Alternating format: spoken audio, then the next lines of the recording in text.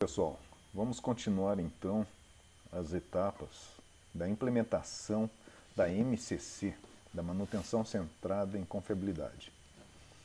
Aqui a gente tem uma imagem da refinaria Getúlio Vargas, refinaria de petróleo aqui na região metropolitana de Curitiba, Petrobras. Muito bonita, uma imagem fantástica e um processo também fantástico. Então vamos continuar. Vamos para a etapa 4. Lembrando do que nós já vimos, então já vimos a etapa 0, que é um diagnóstico para saber o terreno em que nós estamos trabalhando para a implementação, se ele está pronto ou não, e quais ajustes precisam ser feitos. A preparação, que é a separação da equipe, quem que vai ser o facilitador, quem que vai ser o que vai bancar esse processo, então os stakeholders do meu processo, a seleção do sistema e coleta, como que eu selecionei, quais os critérios que eu usei para essa seleção, então deixar muito explicitado, colocar a descrição dessas funções muito bem feitas, e o FEMECA, que é a parte mais pesada, como eu já havia comentado. Em muitos processos onde você não quer implantar a MCC, você basta fazer um bom FEMECA e você já consegue melhorar seus planos de manutenção também. Então toda essa parte aqui, essas três que nós vimos, etapa 1 até a 3, fazem parte da análise. E agora vamos às tomadas de decisões.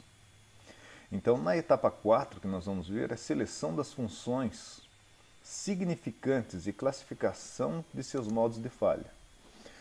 O objetivo, para cada função identificada no FEMECA, determinar se a falha funcional tem efeito significante. E, se tiver, caso afirmativo, classificar seus modos de falha, levando em conta os impactos e nos aspectos pilares da MCC. Segurança, meio ambiente, operação, economia do processo. Então, basicamente, a gente está trabalhando nesse contexto. O trabalho que vocês vão continuar preenchendo através dos formulários é essa ficha aqui. Então, tem o cabeçalho básico, a identificação da função, identificação da falha que vocês estão trabalhando, identificação do modo de falha, então puxar aqueles números para cá, uma descrição do modo de falha que está sendo tratado, e daí só marcar aqui, a falha ou efeito do modo de falha é evidente? A falha ou modo de falha afeta a segurança ou meio ambiente? A falha funcional ou efeito do modo de falha tem consequências econômicas, operacionais? Responder sim ou não. E vamos escolher uma categoria aqui, que é uma categoria de evidente, envolve segurança e ambiente, é evidente econômico operacional, é uma falha oculta, envolve segurança e ambiente, ou é uma falha oculta econômica e operacional. É essa classificação que vai ser feita. Então, para isso, na tomada de decisão, nós vamos ter algumas matrizes para seguir. Por exemplo, aqui, vamos pegar a função, vamos ver se a perda da função tem efeito adverso à segurança ou no meio ambiente, se a perda da função tem efeito adverso na operação da instalação, se a perda da função tem impacto econômico, se a função já é protegida por uma tarefa existente de manutenção, para saber se a função é não significante ou significante. Funções significantes são aquelas que serão submetidas às etapas, seguindo o processo decisório. A função significante, como a gente já havia comentado, envolve questões de segurança, meio ambiente, operação e econômica, ou se estiver associada a uma tarefa de manutenção já existente. Vamos começar com o primeiro aspecto ali. Perda da função tem efeito adverso na segurança? Ou seja, o impacto na segurança no meio ambiente. Quais são os critérios que a gente trabalha? Essa falha funcional ameaça a vida do operador, ameaça a vida coletiva, tem infração a alguma lei, algum padrão ambiental que precisa ser seguido, o grau de severidade considerado alto pela equipe, o grau de criticidade considerado alto pela equipe, lembra que isso daqui, grau de severidade e criticidade, a gente pega do FEMECA. Então, no FEMECA, vê a matriz de criticidade ou o NPR e a gente pega esses dados para avaliar.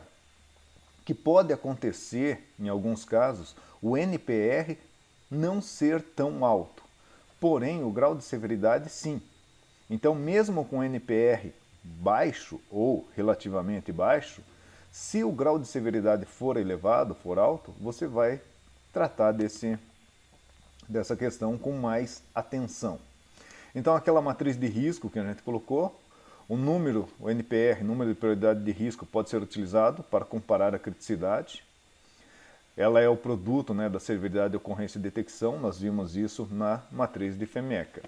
Essa matriz de criticidade é uma matriz de risco, de acordo com a ISO 31000, é medida relativa das consequências de um modo de falha. Então, é a probabilidade, tem alguns FEMEAs, inclusive, e FEMECAs, que trabalham só com frequência, ou seja, a ocorrência e a severidade do acidente. A detecção ele trabalha separadamente. Então ele trabalha severidade e ocorrência, detecção separado não é o NPR, é um outro indicador que ele usa para classificar essa questão de segurança, impactos na segurança.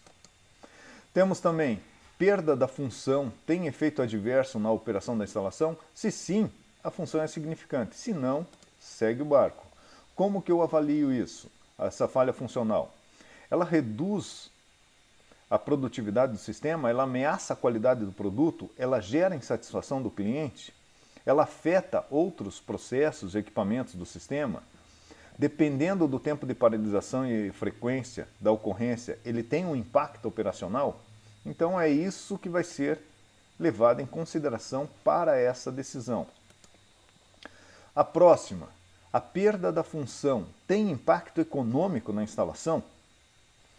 Quais os critérios que são verificados? Ele aumenta o consumo do sistema, seja de combustível, energia, aumenta o desperdício de matéria-prima, eu tenho muita perda de matéria-prima, apresenta um alto custo de reparo, o reparo começa a ficar com um custo muito significativo, causa danos secundários mais onerosos do que o custo do seu reparo.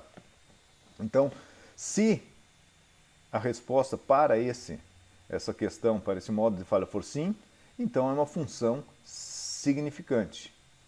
Essa função é significante. Se não, vai para a próxima pergunta, que é: a função já é protegida por uma tarefa existente de manutenção? Então ela já foi avaliada em relação a isso? Dá uma reorganizada e ver, não, realmente é uma função significante ou é uma função não significante. Já existe a tarefa associada para a função? A equipe de implantação, os especialistas concordam em manter alguma tarefa de manutenção associada? É oculto para a equipe de operação e ou possui falhas múltiplas associadas? Aí a gente vai para uma função significante.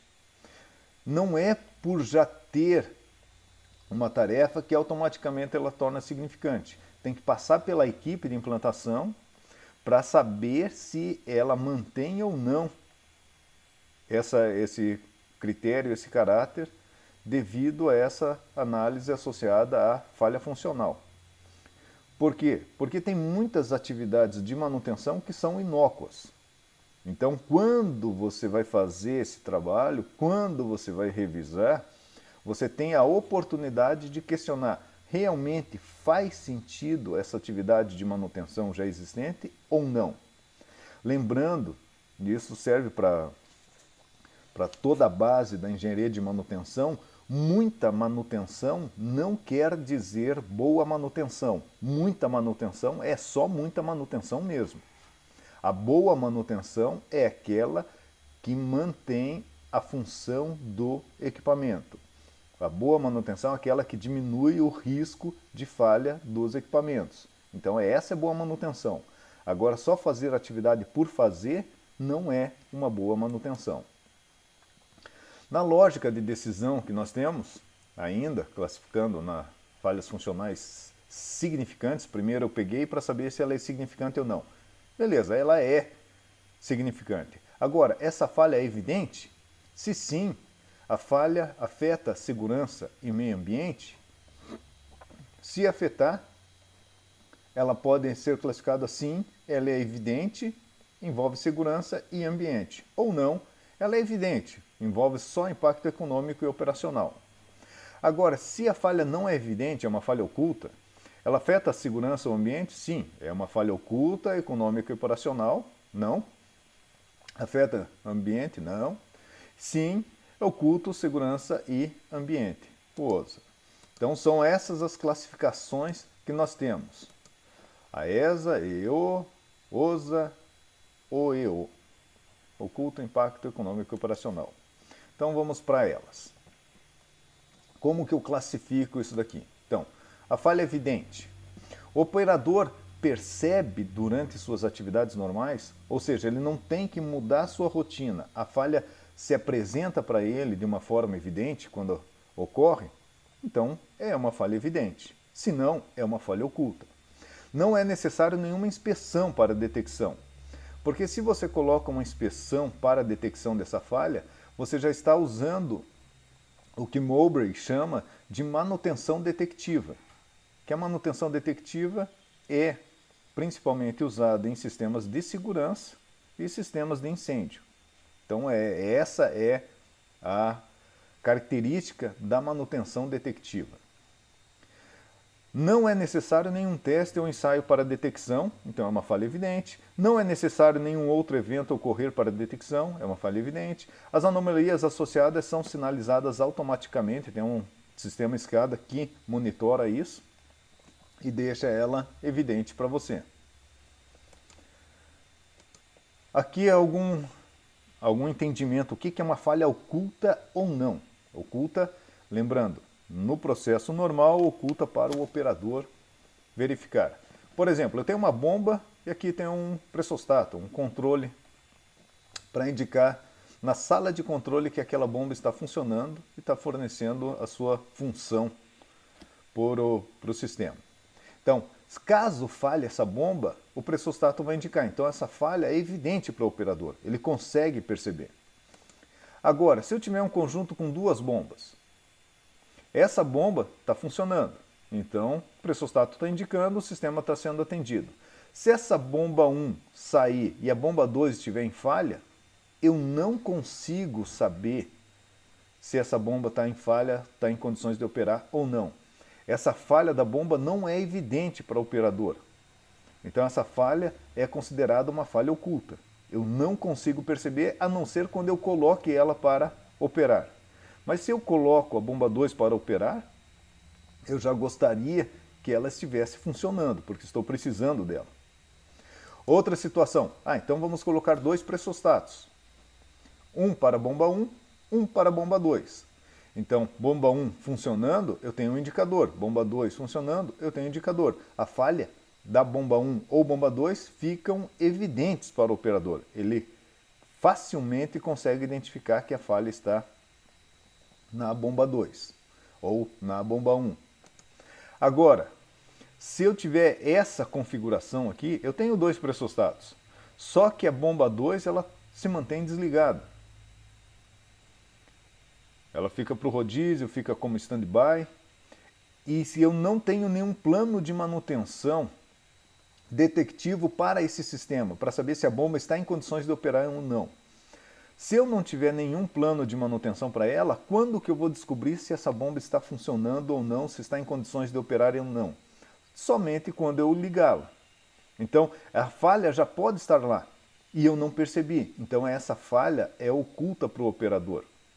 Mesmo tendo esse pressostato, ele não me adianta nada, porque a bomba está parada, está desligada. Então, a configuração em que o equipamento, que o sistema se encontra, é o que vai me dizer se essa falha é evidente ou não. Como que eu vou trabalhar com ela. Aí vem a lógica de decisão. A falha é evidente. Afeta a segurança e o ambiente? Sim ou não? ela afeta sendo evidente, ela afeta sendo oculta. Aí o impacto na segurança ambiente, ameaça a vida do operador, ameaça a vida coletiva, uma infração de lei, grau de severidade, aquilo que nós já conversamos um pouco nesse próprio vídeo. É isso que eu vou analisar para saber se ele vai cair como ESA, EO, OEO ou OSA. Ou seja, é evidente com impacto em segurança e ambiente, é evidente com impacto econômico e operacional, é oculto com impacto em segurança e ambiente, é oculto com impacto econômico e operacional. E preencho essa planilha aqui. Então, essa é a etapa 4, onde eu vou classificar os modos de falha, para saber se ele é evidente ou oculto, e qual o impacto que ele tem, se é econômico ou segurança e ambiental.